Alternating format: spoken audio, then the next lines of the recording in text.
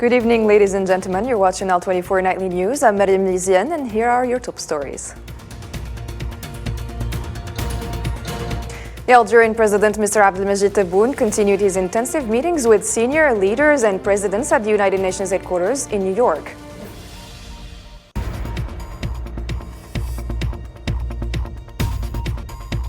Algeria has launched the inaugural international branch of its banks with $50 million capital investment in the Mauritanian capital, Nouakchott.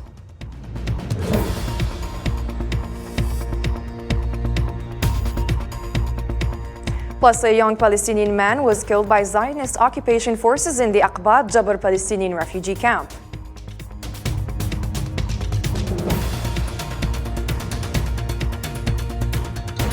Azerbaijan and ethnic Armenians in the Nagorno-Karabakh said they reached an agreement to halt military action in their region.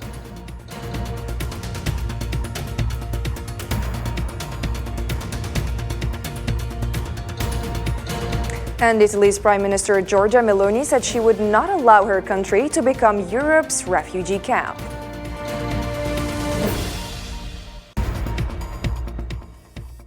Welcome to the news. At the outset, Algerian President Mr. Abdelmajid Tebboune held bilateral talks with his Cuban counterpart Miguel Diaz-Canel at the United Nations headquarters in New York.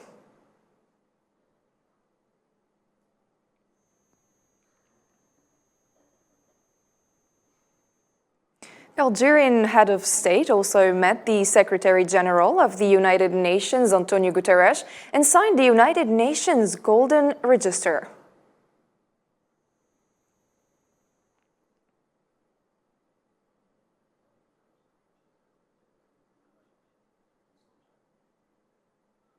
The president also met with the president of the 78th session of the UN General Assembly, Denis Francis.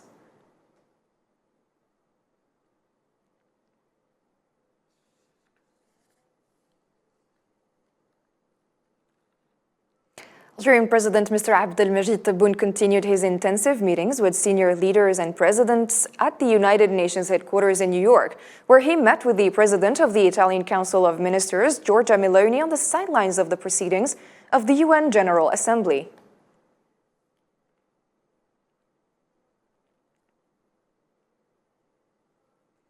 Algerian president also held bilateral talks at the United Nations headquarters in New York with his South African counterpart, Cyril Ramaphosa, according to a statement by the Algerian presidency.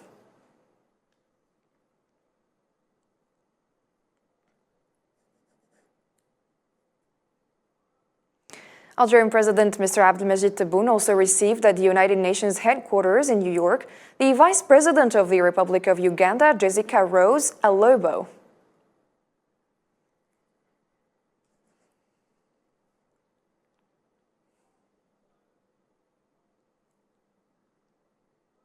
Algerian President Abdelmajid Tebboune met at the United Nations headquarters in New York with the head of the Tunisian delegation participating in the General Assembly, Nabil Amar, the Minister of Foreign Affairs.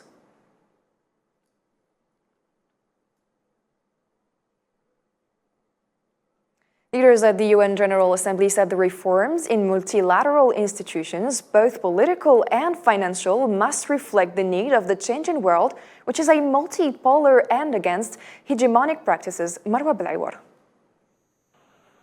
This significant event, the 78th UN General Assembly, occurs amid challenges such as the ongoing Ukraine conflict, climate change, public health concerns, and geopolitical instability, all of which are posing obstacles to addressing urgent global issues. For that reason, leaders from several countries raised the demand for urgent reforms in multilateral institutions, both political and economic, for a just and democratic world order. بشأن إصلاح مجلس الأمن وفق منهج متكامل وشامل ينبغي أن يكون أولوية للمجموعة الدولية بغية التواصل إلى توافق حول إصلاح حقيقي أكثر تمثيل وشفافية، وهو ما يدعو هنا إلى التأكيد على التزام الجزائر بالموقف الإفريقي الموحد بما يضع حداً للإجحاف التاريخي في حق القارة الإفريقية.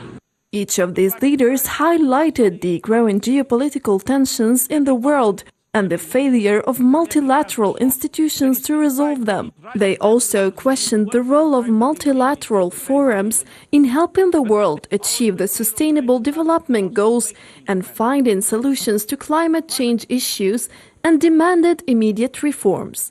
The 21st century results are badly needed. They're needed to move us along.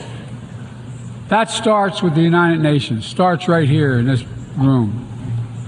In my address to this body last year, I announced the United States will support expanding the Security Council, increasing the number of permanent and non-permanent members. Although the Security Council appears to be the first priority for international reform, there is an imbalance even in the international financial structure.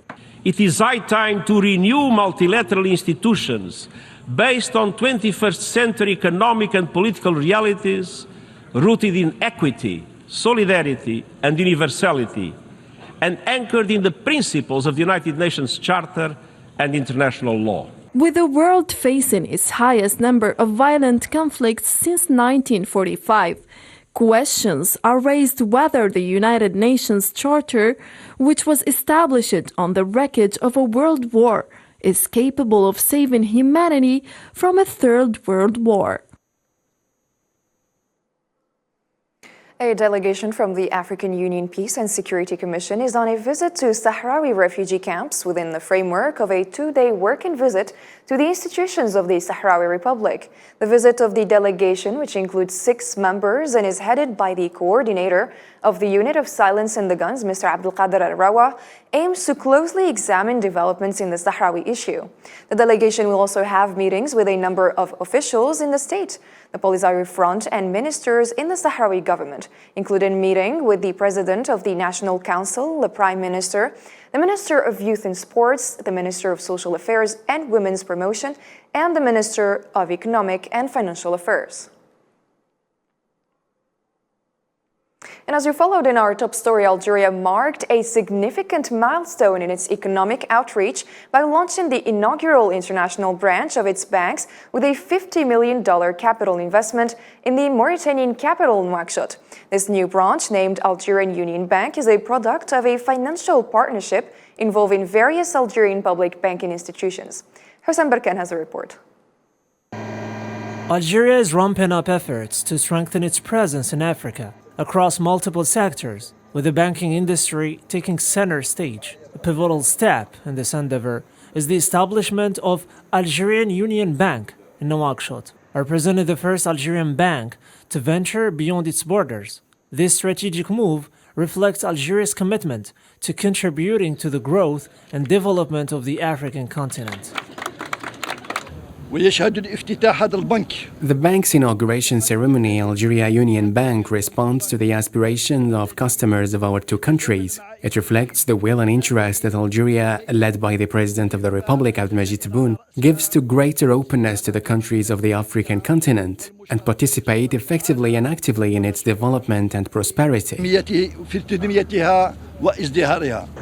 Algerian Union Bank is the result of collaborative efforts involving 4 prominent Algerian public banks. The Algerian Popular Credit leads the consortium, holding the largest share of 40% of the bank's capital. The remaining 60% is evenly distributed among the Foreign Bank of Algeria, the National Bank of Algeria, and the Bank of Agriculture and Rural Development, each contributing to the bank's impressive $50 million capital. This achievement exemplifies the country's leadership commitment to facilitating investment and fostering trade relationships between Algeria and Africa.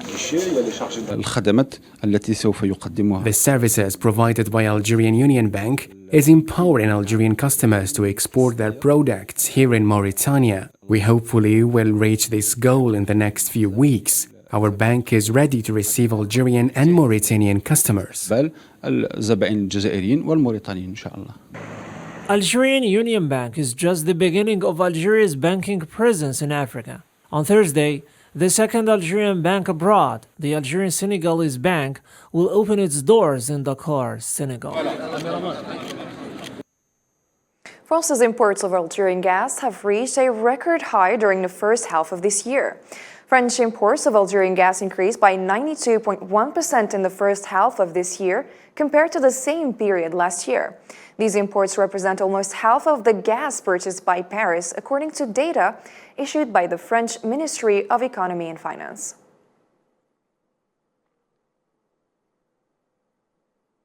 In Derna, Libya, recovery teams face immense challenges in retrieving the bodies of flood victims and identifying them amid the city's dire circumstances over a week after the disaster.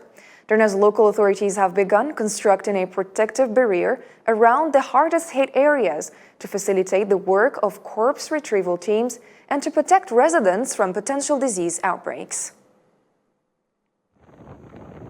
طبعا كانت المياه غزيرة وكانت السيول قوية في Water was heavy and the street flooded. It covered the pavement. Moments later, after the dam burst, the water level rose significantly, reaching the first and half of the second floor. First floor residents moved to the second, then the third, until we reached the roof. We sat there since 3:30 a.m. until the water level receded. There were so many material losses. والحمد لله ضرر مادية في لكن ضرر بشرية الحمد لله. And as highlighted in our top stories, a young Palestinian man was killed on Wednesday by Zionist occupation forces during their incursion into the Aqbat Jabr Palestinian refugee camp near Jericho in eastern West Bank. This brings the number of martyrs to 6 in the West Bank and Gaza within the past 24 hours.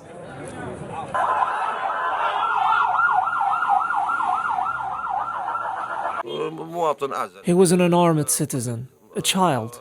He had no connection to any of this. Darham was an unarmed civilian. Shooting someone simply because he's one of our people who walks the streets is unjust.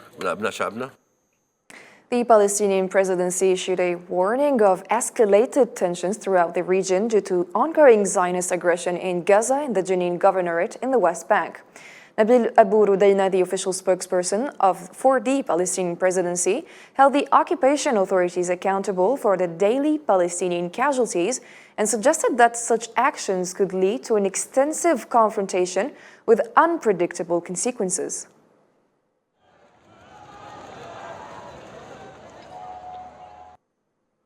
Still in the Middle East, Saudi Arabia praised the positive outcomes from discussions to reach a roadmap supporting the peace process in Yemen following meetings between Houthi negotiators and Saudis in Riyadh.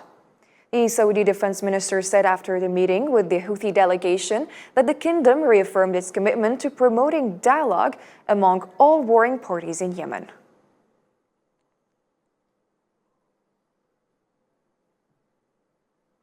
Syria's President Bashar al-Assad will head to China later this week in his first visit to Beijing since the start of the country's 12-year conflict. China continues to support al-Assad in the Syrian conflict. China could play a major role in the future of Syria's reconstruction, which is expected to cost tens of billions of dollars.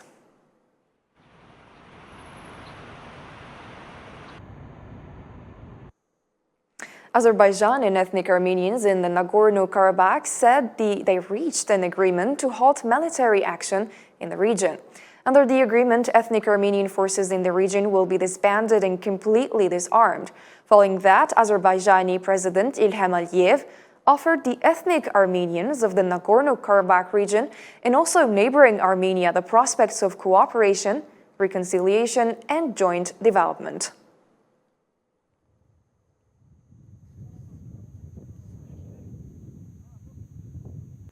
The events that occurred yesterday and today at the same time will have a positive impact on the peace process between Armenia and Azerbaijan.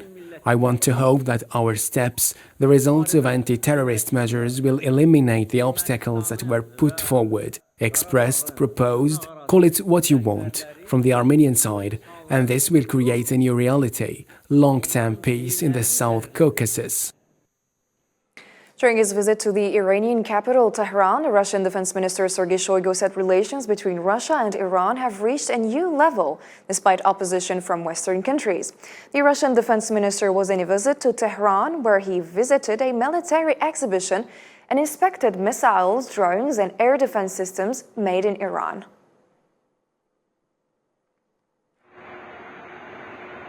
The high dynamics of the meetings confirm the general mood for further strengthening of the strategic partnership in the defense sector and military cooperation.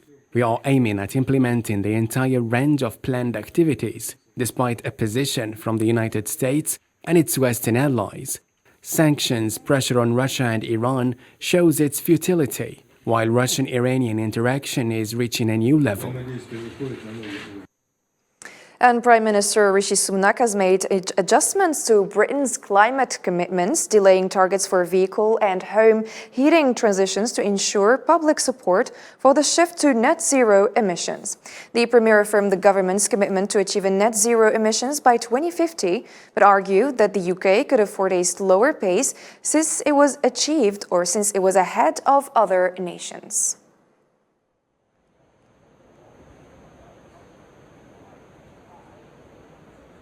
So to give us more time to prepare, I'm announcing today that we're going to ease the transition to electric vehicles.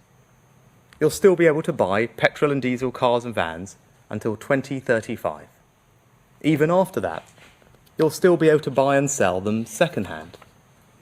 We're aligning our approach with countries like Germany, France, Spain, Italy, Australia, Canada, Sweden, and US states such as California, New York, and Massachusetts. So I'm announcing today that we will give people far more time to make the necessary transition to heat pumps.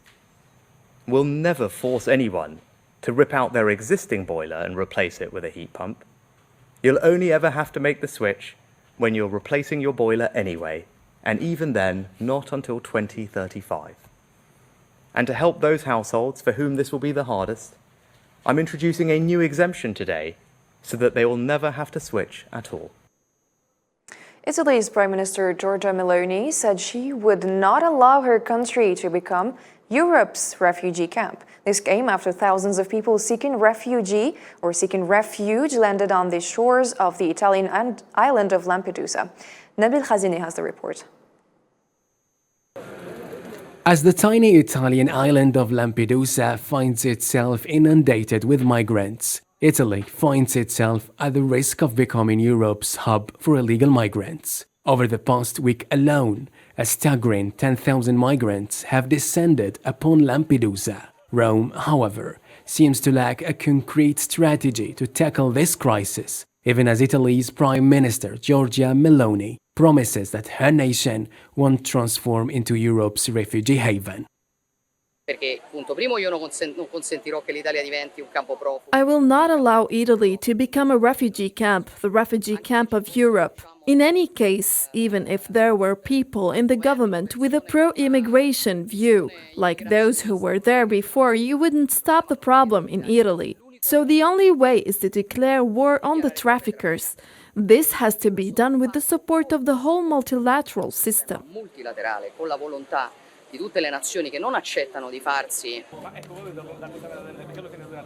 The support Giorgia Meloni wants might not be the one offered by neighboring France, which staunchly refuses to embrace migrants coming from Lampedusa. Instead, France wants to assist Italy in transferring most of the recently arrived migrants back to Africa.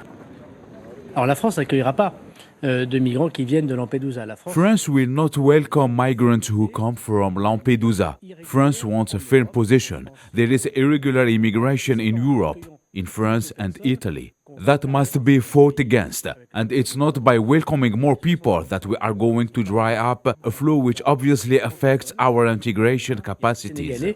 Qui n'ont pas demandé l'asile en Europe. Debate over migration is heating up in Europe.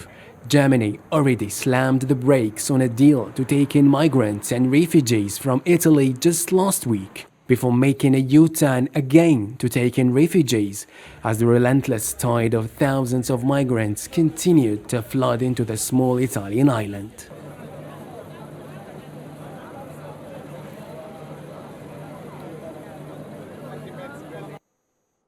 UNESCO votes to enlist ancient Jericho on World Heritage List, expands Palestine's UNESCO portfolio to 5 registered sites. Palestinian Minister of Tourism and Antiquities Rula Maya confirms the inclusion of the Tel al-Sultan site. Islam reports. Ariha, nestled in Palestine, boasts an unparalleled ancient heritage. Its roots trace back over 10 millennia to the Stone Age, rising from the Tel Sultan region, north of the Dead Sea. As humanity's earliest successful permanent settlement, it holds the distinction of being the world's oldest fortified agricultural town. Today, Ariha beckons tourists, eager to explore the tapestry of civilizations that grace its landscape. Today, the World Heritage Committee voted to add Tel al-Sultan to the World Heritage List, and thus it will be added to 4 existing sites: Jerusalem, Beit Lahm, the village of Batir, and Hebron. Today, the 5th site has been added. Tel al-Sultan has exceptional universal value because it's the very first example of a city when men thought of a stone construction and building a pictured city. This happened in Tel al-Sultan, and when men came out to the caves and thought about creating a civil system and a city that would bring together a number of people. This happened in Tel Sultan. In this location, men first thought of the concepts of animal domestication and agriculture.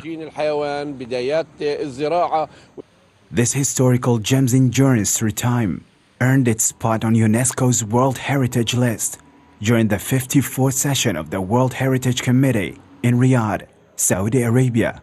Palestinian President Mahmoud Abbas embraced this recognition, vowing to protect Ariha's unique legacy and seeing it as a testament to the Palestinian people's rich history.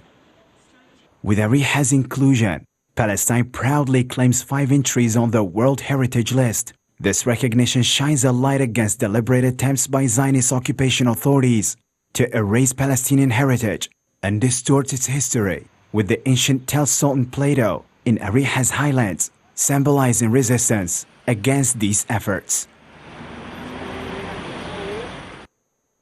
And for more international news, let's follow this report. German police found 30 migrants packed into the back of a van which was detained in force near the border with Poland, and they detained more than 108 people on Wednesday morning. The chairman of the German Federal Police Union sharply criticized the German government and called for temporary border controls on Germany's border to other EU member states.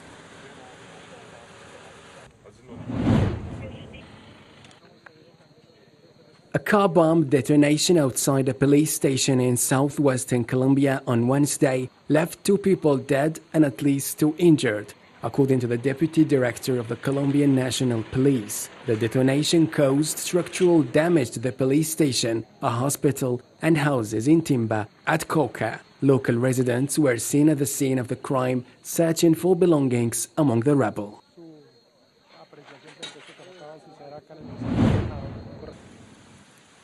Strong electrical storms and hail hit the province of Castellón, Spain on Tuesday night, turning streets into rushing rivers. Eyewitness video shows water gushing down a street, cascading through slits of a brick building. Due to the rainfall, firefighters had to carry out several water drains in homes. Receding rivers in Brazil's Amazon is threatening supplies living in remote communities. The Alto Solimo River in the Amazonas state of Brazil is suffering through its 2nd worst drought in 10 years, according to Brazilian Geological Services. Rivers are a lifeline to these communities, the main thoroughfare for supplies coming in. That's all for tonight's edition. For more news and updates, join us tomorrow. See you next time.